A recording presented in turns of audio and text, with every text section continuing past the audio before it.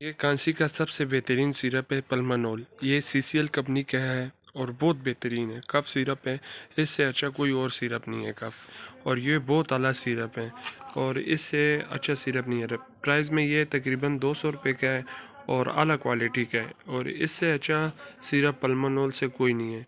वैसे खांसी के 6-7 सिरप आते हैं, तो ये खुश खांसी, बलगम, रेशा, गले का मसला, उसमें सबसे बेहतरीन सिरपों में ये पल्मानोल सबसे बेहतरीन सिरप है।